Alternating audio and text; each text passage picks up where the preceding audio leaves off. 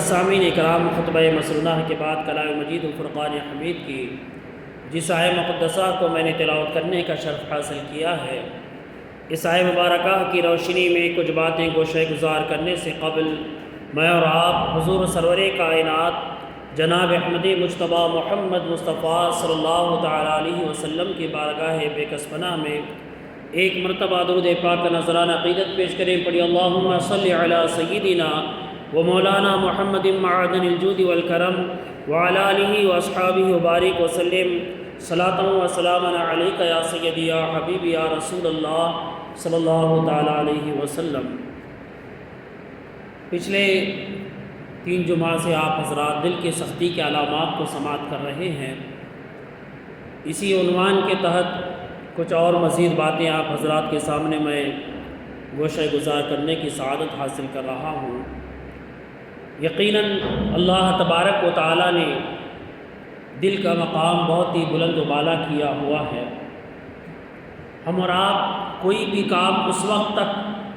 صحیح طریقے سے نہیں کرتے ہیں جب تک اس کام کو ہمارا دل قبول نہیں کرتا ہے، اور جب انسان کسی کام کو دل سے تسلیم کر لیتا ہے، اس کام کو کرنے میں انسان کی دلچسپی بھی ہوتی ہے، محبت بھی ہوتی ہے، اس کو مزہ بھی آتا ہے، شوق اور ذوق کے ساتھ انسان اس کام کو کرتا ہے۔ جب انسان کا دل ہی اسی کام میں نہ ہو تو پھر انسان اس کام کو بطور مجبوری کرتا ہے، اس کا دل اور دماغ اس کام کے لیے راضی نہیں ہوتا ہے، اور نہ ہی وہ خوشی کے ساتھ اس کام کو انجام دیتا ہے۔ یقیناً ہم اور آپ جو اعمال کرتے ہیں، ان اعمال کا ہمیں اور آپ کو محاسبہ کرنے کی ضرورت ہے کہ ہم کتنے اعمال دل کے ساتھ کرتے ہیں اور کتنے اعمال بطور مجبوری ادا کرتے ہیں۔ اور یقین جانیں، آپ کے سامنے ایک ایسا فلسفہ ہے، ایک ایسی کتاب ہے جو آپ اپنے آپ کے لیے خود کھول کر کے اس کا مطالعہ کر سکتے ہیں کہ جب آپ غور کریں گے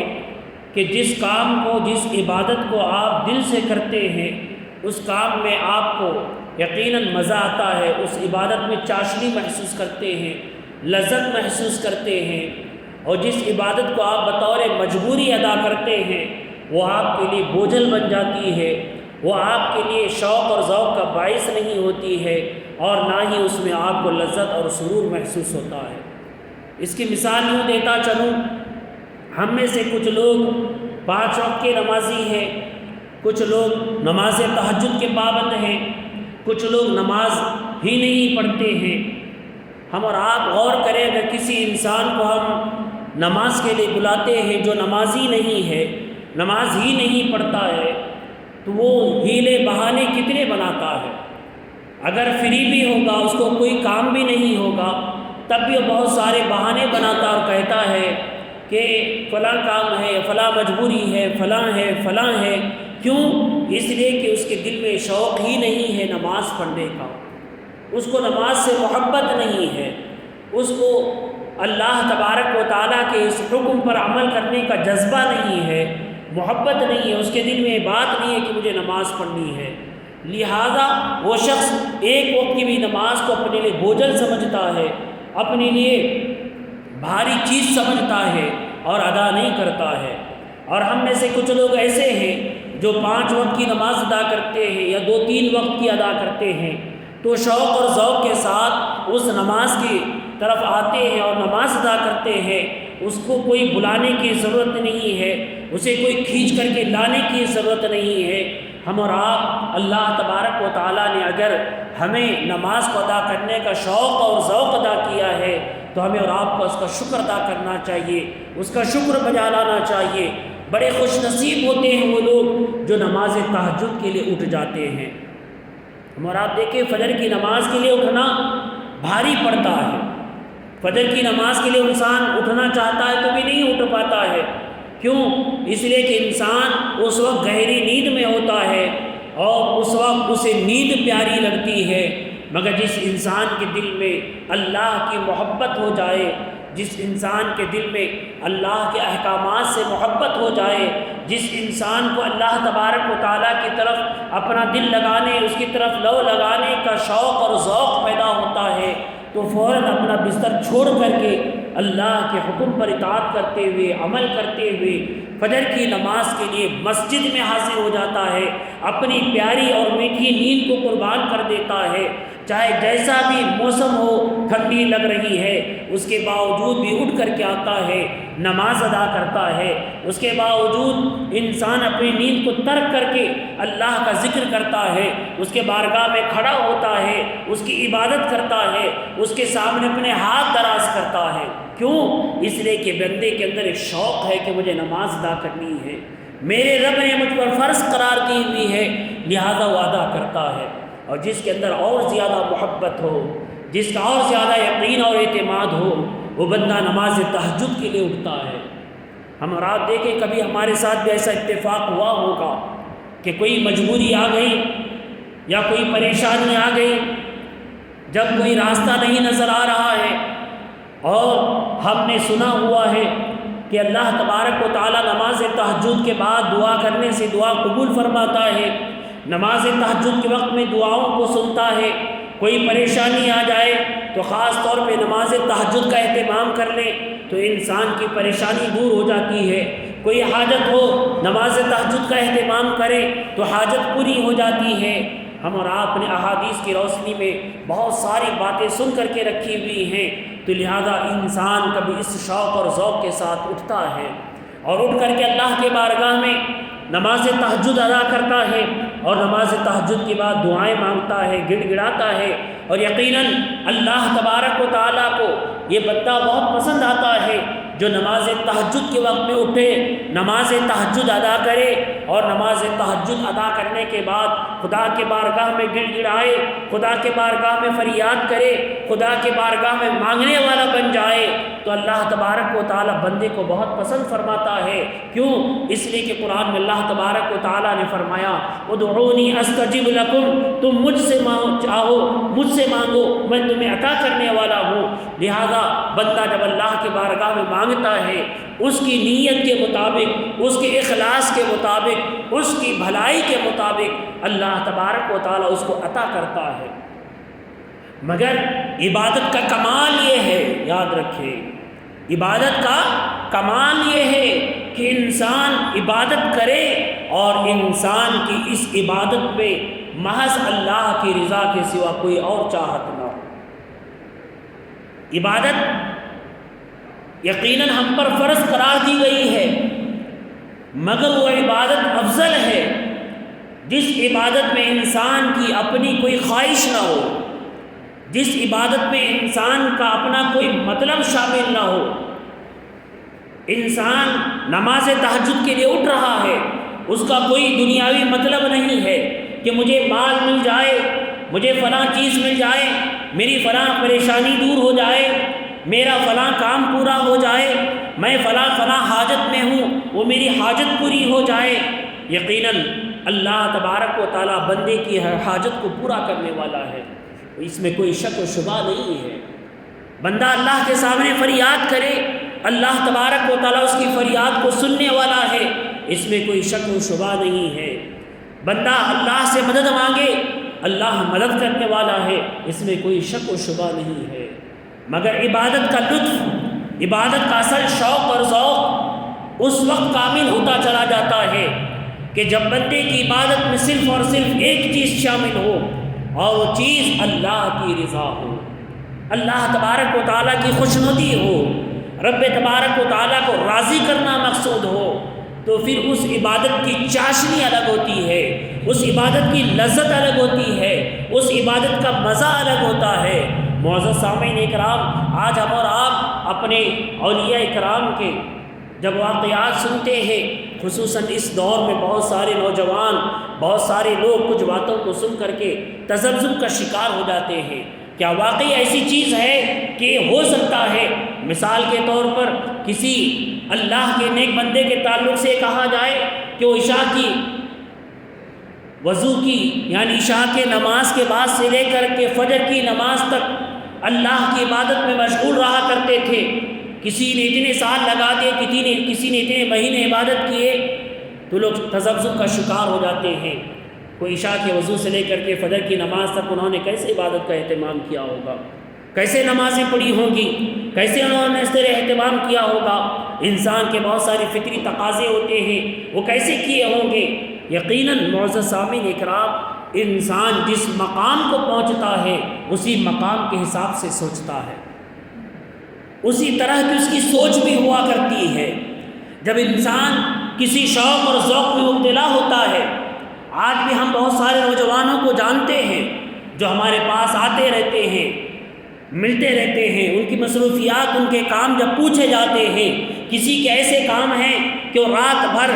اپنے لیپ ٹاپ کے سامنے بیٹھ کر کے کام کرتے رہتے ہیں، پوری رات گزر جاتی ہے۔ کوئی اپنے ہاتھ میں موبائل لے کر کے پوری رات کچھ دیکھتے ہوئے گزار دیتا ہے، ساری رات اس کی گزر جاتی ہے۔ وہ اپنے لہو لعب میں، کھیل کود میں ساری رات گزارتے ہیں۔ بہت سارے لوگوں کے تعلق سے، بہت سارے نوجوانوں کے تعلق سے ہم بارہا یہ سنا کرتے ہیں کہ وہ رات میں جاگتے ہیں اور فجر کے بعد سو جاتے ہیں، اور کوئی تعجب کی بات نہیں ہے۔ اس دور میں یہ سب چیزیں دیکھنے کو بہت آسانی کے ساتھ میسر آتی ہیں۔ کچھ ایسے لوگ بھی ملتے ہیں جو یہ کہتے ہیں کہ ہم صبح 5 بجے سوتے ہیں، دوپہر کے 3 بجے ہمارا دن شروع ہوتا ہے۔ معزز سامعین اکرام، ہم اور آپ جو صبح جاگنے والے ہیں، فجر کی نماز پڑھنے والے ہیں، فجر کے ساتھ اٹھنے والے ہیں، ہمیں تعجب ہوتا ہے رات کیسے گزارتے ہوں گے۔ ہم تعجب کرتے ہیں یہ ساری رات کیسے ایسے ہی جاگتے ہوں گے، ایسے ہی کیسے ساری رات گزار دیتے ہوں گے۔ مگر انسان کا شوق اور ذوق جس چیز میں ہوتا ہے، انسان اسی شوق اور ذوق میں رات گزار دیتا ہے۔ کوئی اپنے کام میں گزار رہا ہے، کوئی اپنی مستی میں گزار رہا ہے، کوئی اپنے شوق اور ذوق میں گزار رہا ہے۔ تو معزز سامعین، جب کوئی انسان دنیا کی محبت میں، دنیا کے کام میں، دنیا میں مصروف ہو کر کے رات کی نیند کو اپنی آنکھوں میں کاٹ دیتا ہے اور ساری رات گزار دیتا ہے، تو آپ اندازہ لگائیں جس کو اللہ سے محبت ہو جائے، جس کو رسول اللہ صلی اللہ علیہ وسلم سے محبت ہو جائے، جن کے دلوں میں اللہ کی محبت شامل ہو جائے اور اللہ کی محبت اتر جائے، تو پھر اس کے لیے رات ایک تحفہ ہوتی ہے، رات اس کے لیے خوشی کا باعث ہوتی ہے۔ کیونکہ انسان دن کے ہنگامے میں، دن کی آواز میں، چیخ و پکار میں اپنی عبادت کو رب تبارک و تعالیٰ کی جانب یکسوئی کے ساتھ، پوری توجہ کے ساتھ نہیں ادا کر سکتا ہے۔ اسی لیے ہم دیکھتے ہیں بہت سارے اولیاء اکرام نے اپنی زندگی جنگلات میں گزار دی، پہاڑوں میں گزار دی، ان کو کسی چیز کی حاجت نہیں تھی، وہ اللہ کی یاد میں تنہائی پسند ہو گئے تھے اور وہ اللہ کی یاد میں مشغول ہو جایا کرتے تھے، اس کے ذکر میں مشغول ہو جایا کرتے تھے۔ تو لہذا ان کو دنیا سے کوئی سروکار نہیں تھا، وہ اپنے آپ کو دنیا سے کنارہ کش کر لیتے اور اللہ کی یاد میں لگ جاتے تھے۔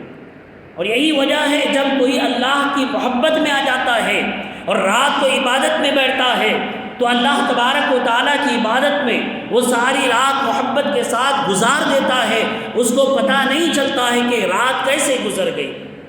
احادیث پاک کی روشنی میں، سیرت مبارکہ کی روشنی میں میں آپ کو بات بتاتا چلوں،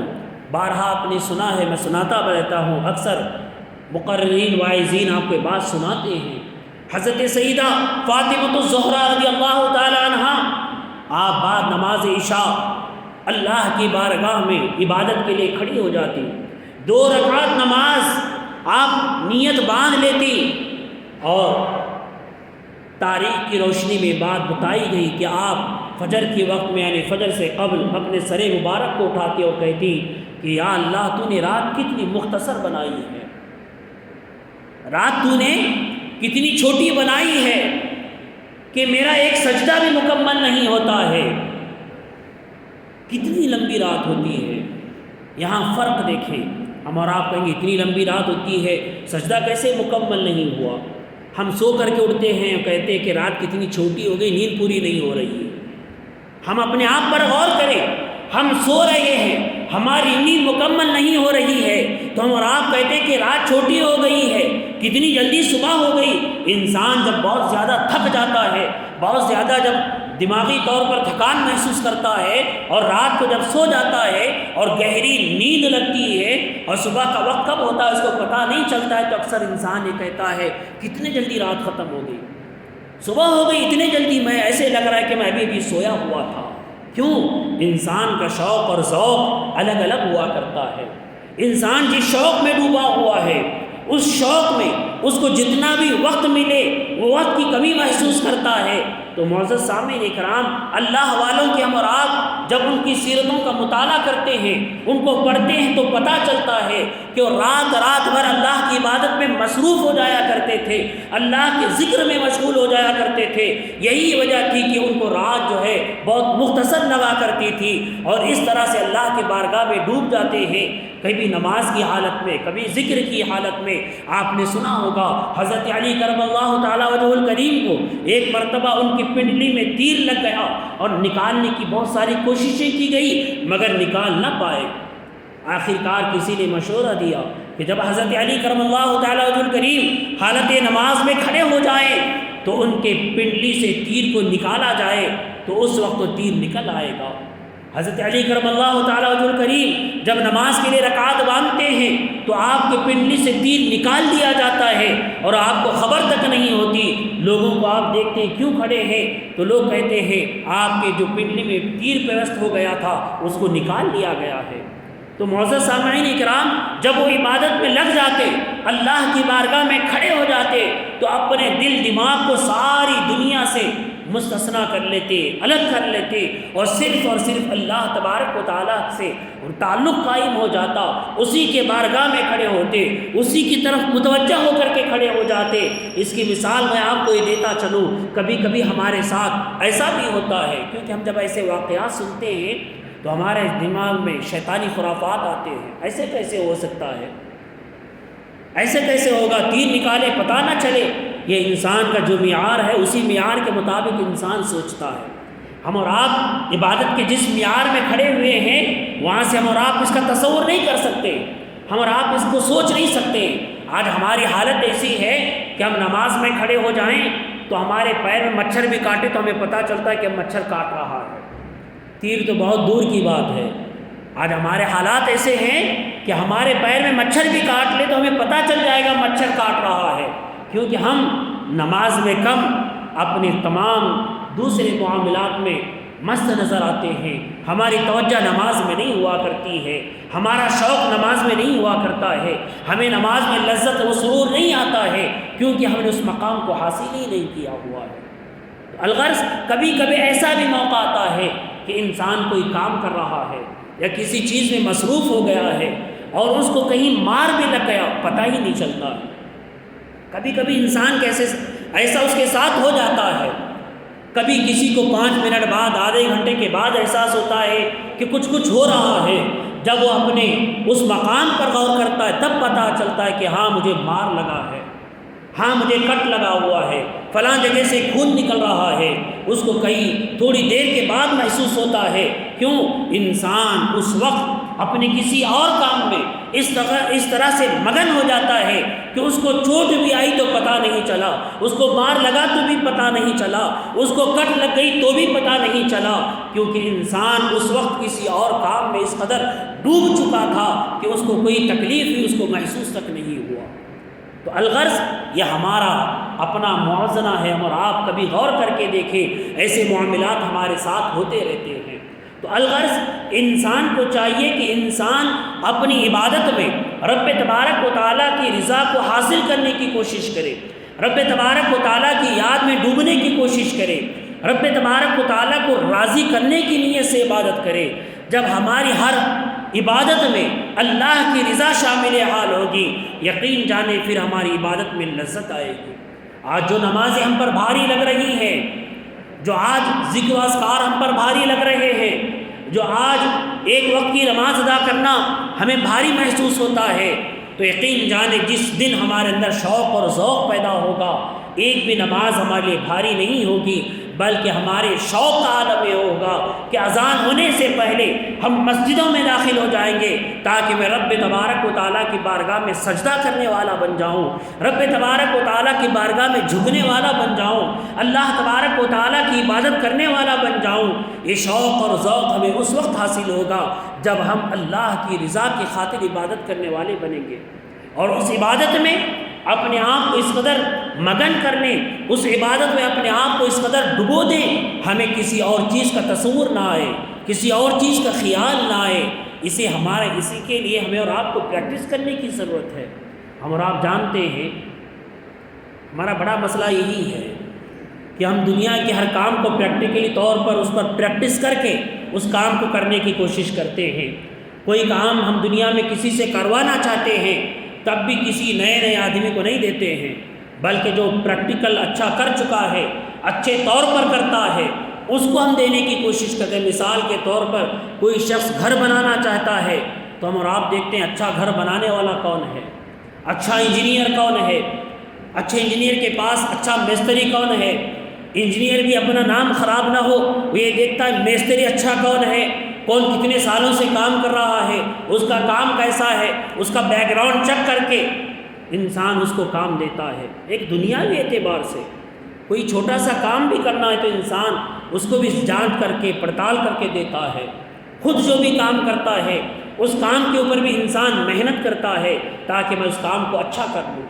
معزز سامعین اکرام، ہم اور آپ اس تصور کرتے ہیں کہ آج ہم آ کر کے مسجد میں رکعت باندھیں اور ہماری پوری توجہ اللہ کی طرف ہو جائے، یہ کیسے ممکن ہے؟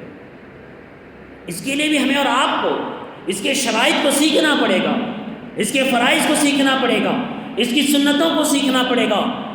آج میں آپ کو ایک بات بتاتا چلوں، آپ اپنے دل پر ہاتھ رکھ کے بتائیے کہ آپ کو کتنے فرائض نماز کے معلوم ہیں؟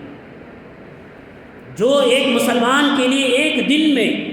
5 نمازیں اللہ تبارک و تعالیٰ کی جانب سے ہم پر مقرر کی گئی ہیں، فرض قرار دی گئی ہیں، اسی نماز کے تعلق سے ہمیں اور آپ کو کتنا علم ہے؟ کتنے فرائض ہیں ہمیں پتہ ہے، کتنے واجبات ہیں کیا ہمیں پتہ ہے، اس نماز میں کتنی سنتیں ہیں کیا ہمیں پتہ ہے۔ اس نماز میں اگر ہم کوئی کام چھوڑ دیں تو کیسے نماز مکمل ہوگی، نماز ہوگی یا نہیں ہوگی، صحیح کرنے کے لیے کیا کرنا پڑے گا، کہیں کچھ غلط ہو جائے تو نماز ہماری فاسد ہوگی یا نہیں ہوگی۔ امام صاحب تو پڑھا دیں گے، آپ کو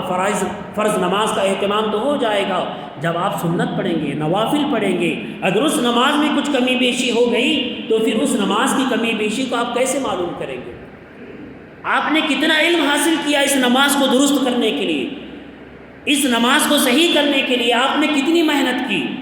اس نماز کے بارے میں معلومات حاصل کرنے کے لیے آپ نے کتنا وقت لگایا۔ یقیناً اللہ تبارک و تعالیٰ عبادت کا محتاج نہیں ہے۔ اس کا مطلب ہرگز یہ نہ سوچیں کہ مجھے نماز نہیں پڑھنی آتی ہے، ایسے پڑھوں گا تو کیا فائدہ، نہیں، یقیناً اللہ تبارک و تعالیٰ اس کا فائدہ عطا کرے گا۔ قرآن پاک میں اللہ تبارک و تعالیٰ نے ارشاد فرمایا، ان الصلاۃ تنہی عن الفحشاء والمنکر، بے شک نماز بے حیائی اور بری باتوں سے روکتی ہے، اور یقیناً روکتی ہے۔ نماز انسان کو چوری کی عادت سے بچاتی ہے، نماز انسان کو بری عادتوں سے بچاتی ہے، نماز انسان کو جھوٹ اور غیبت سے بچاتی ہے۔ یعنی نماز کے اندر اللہ نے بہت ساری خوبیاں رکھی ہوئی ہیں، مگر ہمیں اور آپ کو ان خوبیوں کو تو حاصل کرنا ہے۔ ان خوبیوں کو ہمیں اور آپ کو حاصل کرنے کے لیے نماز کو صحیح طریقے سے پڑھنے کی ضرورت ہے۔ اگر ہم اور آپ یہ سوچ کر کے چھوڑ دیں گے کہ ہمیں نہیں آتا ہے، ہمیں کچھ فائدہ نہیں ہو رہا ہے، تو یقیناً شیطان اپنے مقصد میں کامیاب ہو جائے گا۔ ویسے ہم تو نماز پڑھنے والے نہیں ہیں، وہ اور چاہتا ہے کہ مسجد میں جھکنے والا بھی نہ بنے بندہ۔ میں آپ سے یہ نہیں کہہ رہا ہوں کہ نماز چھوڑیں، بلکہ میں آپ سے یہ کہہ رہا ہوں کہ نماز کو مکمل طریقے سے سیکھیں، نماز کو مکمل طریقے سے پڑھنے کے لیے کوشش کریں، نماز کو مکمل طریقے سے ادا کرنے کی کوشش کریں۔ اس کے اندر خامیاں کیا ہیں، اس کے اندر خوبیاں کیا ہیں، ہمیں اور آپ کو ان خوبیوں کو حاصل کرنے کی ضرورت ہے، اور اپنے اندر جو نماز پڑھنے کے اندر ہمارے اندر جو خامیاں ہیں ان خامیوں کو ہم اور آپ دور کرنے کی کوشش کریں۔ آج ہماری نمازیں ہم اور آپ دیکھیں رکعت باندھتے ہیں تو ہمارے رکعت باندھتی ہی ہمارے سامنے خیال ہوتا ہے، ہمارے الگ الگ جو کام ہوتے ہیں ان کاموں کو لے کر کے ہمارا ذہن دوڑتا ہے۔ جو انسان جس فیلڈ کا ہے اسی فیلڈ کے مطابق اس کی ذہن اور اس کے دل دماغ میں خیالات آنے شروع ہو جاتے ہیں۔ سلام پھرتے ہی مجھے کہاں جانا ہے، سلام پھرتے ہی مجھے کیا کرنا ہے، سلام پھرتے ہی مجھے کس سے بات کرنا ہے، سلام پھرتے ہی مجھے کون سے کام کے لیے نکلنا ہے، انسان نماز کے اندر ہی آج پلان کر لیتا ہے۔ کیا ہم نے رکعت باندھتے ہوئے یہ سوچا کہ میں رکعت باندھ کر کے کس کے سامنے کھڑا ہوں، میں کس کی عبادت کر رہا ہوں؟ کیا میری عبادت کو کوئی دیکھ رہا ہے؟ کیا میں کسی کے سامنے کھڑے ہو کر کے اس جس کی عبادت کر رہا ہوں وہ مجھے نہ صرف ظاہری طور پر دیکھ رہا ہے، میرے باطن کو بھی دیکھ رہا ہے، میرے دل کو بھی دیکھ رہا ہے، میرے دل میں جو خیالات آ رہے ہیں ان خیالات کو بھی دیکھ رہا ہے، میرے ذہن میں جو پلاننگ چل رہی ہے اس پلاننگ کو بھی دیکھ رہا ہے۔ اگر وہ پوچھے گا کہ تو نماز پڑھ رہا تھا میرے خیال میں آ کر کے مجھے یاد کرنے کے لیے آیا ہوا تھا، مگر تو نے رکعت باندھ کر کے کس کو یاد کیا، تو نے رکعت باندھ کر کے کیا کیا، تو ہم اور آپ کیا جواب دیں گے؟ کیوں ہمارے ذہن دل دماغ میں کیوں خیالات ہیں؟ اس لیے کہ ہم نے نماز کو صحیح طریقے سے جانا نہیں ہے، نماز کو ہم نے صحیح طریقے سے سمجھا نہیں ہے۔ اگر ہمارے دل و دماغ میں تصور ہوتا، یہ خیال ہوتا، حضرت علی کرم اللہ تعالیٰ وجہہ الکریم کی ایک بات مجھے یاد آ رہی ہے، آپ فرماتے ہیں نماز ایسے ادا کرو، حدیث پاک کا بھی مفہوم ہے، نماز ایسے ادا کرو گویا تم خدا کو دیکھ رہے ہو۔ پھر فرمایا اگر تم خدا کو نہیں دیکھ سکتے تو کم از کم اس تصور کے ساتھ نماز ادا کرو کہ خدا تمہیں دیکھ رہا ہے۔ تو پتہ چلا کہ خدا کو دیکھنا مشکل نہیں ہے، بلکہ خدا کو دیکھنا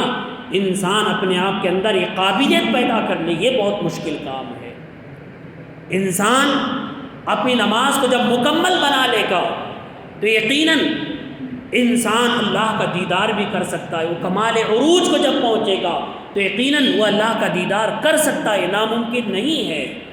کیونکہ حضرت علی کرم اللہ تعالیٰ وجہہ الکریم فرماتے ہیں ایسے نماز ادا کرو جیسا تم خدا کو دیکھ رہے ہو۔ اگر نہیں دیکھ سکتے تو کم از کم اس تصور کے ساتھ کرو کہ خدا تمہیں دیکھ رہا ہے، اللہ تبارک و تعالیٰ ہمیں دیکھ رہا ہے۔ ہمارے اندر آج بھی یہ تصور نہیں ہے، آپ یہ بات لکھ کر کے رکھ لیں۔ ہم اور آپ، ایک مثال میں آپ کو دے رہا ہوں، شاید کسی کو اچھی بھی لگ جائے کسی کو بری لگ جائے۔ ہم اور آپ کسی ایک بڑے آدمی کے پاس چلے جائے، دنیاوی اعتبار سے کوئی بڑا نہیں ہے، جتنے بڑے ہیں آج کے اس دور میں تو سمجھتا ہوں وہ اتنے ہی امت کے لوٹنے والے ہیں، مگر دنیاوی اعتبار سے بھی آج ایک مسلمان کسی تھوڑے سے پاور والے آدمی کے سامنے چلا جاتا ہے تو اس کے سامنے ہاتھ بند کر کے کھڑا رہتا ہے، آواز تک نہیں کرتا ہے، اور اس وقت تک اس کے گھر سے باہر نہیں نکلتا جب تک وہ نہیں کہتا کہ چلے جاؤ۔ یہ تو بیٹھنا چاہتا رہتا ہے مگر وہ کہتا ہے کہ جاؤ جب اس کے گھر سے نکل کر کے آتے ہیں۔ مگر تعجب کی بات ہے ہم اور آپ اللہ اکبر کہاں بیٹھے ہوئے ہیں، کس کے گھر میں بیٹھے ہوئے ہیں، کس کے گھر میں آئے ہوئے ہیں؟ آپ مجھے بتائیں اس گھر سے بڑھ کر کے کیا دنیا میں کوئی گھر ہے؟ اس گھر کے مالک سے بڑھ کر کے کیا کوئی اور اس سے بڑا مالک ہے؟ اس سے بڑھ کر کے طاقت والا کوئی اس دنیا میں طاقتور ہے؟ ان اللہ علی کل شیء قدیر، ہر چیز پر قدرت رکھنے والا، ایسے کے گھر میں اور ہم اور آپ آ کر کے بیٹھتے ہیں اور بیٹھنے کے بعد ہمیں فرصت نہیں ہے۔ آج جمعہ کا دن ہے، حضور نے فرمایا یوم العید، جمعہ کا دن عید کا دن ہے۔ آج ہم عید کے دن بھی آتے ہیں، یعنی نماز جمعہ کے لیے بھی آتے ہیں، تو ہمارے دلوں میں ہمارے فکر میں یہی ہوتا ہے کہ امام صاحب کب سلام پھیریں گے، ہم کب باہر نکلیں گے۔ یہاں سے نکالنے کی ضرورت ہی نہیں ہے، انسان خود بخود بھاگ کر کے چلا جاتا ہے، کیونکہ جب تک انسان مسجد میں بیٹھا ہے شیطان کو اذیت ہوتی رہتی ہے، شیطان کو تکلیف ہوتی رہتی ہے۔ کیوں؟ اس لیے کہ اللہ کے اس گھر میں اللہ کی رحمتیں نازل ہوتی ہیں، اللہ کی عنایتیں نازل ہوتی ہیں، اس کی رحمتیں اس کی برکتیں نازل ہوتی ہیں، اور شیطان یہ نہیں چاہتا کہ ہم پر رحمتیں نازل ہوں، عنایتیں نازل ہوں، برکتیں نازل ہوں، اللہ ہماری مغفرت فرما دے، شیطان ہرگز یہ نہیں چاہتا۔ اسی لیے ہم اور آپ دیکھیں نماز ختم ہوتے ہی فوراً ہمیں دعا مانگنے تک کی فرصت نہیں ہوتی ہے۔ کہیں دعا مانگنے کے بعد اللہ نے قبول کر لی تو پھر کیا ہوگا؟ دعا قبول ہو گئی تو ہماری بخشش ہو جائے گی،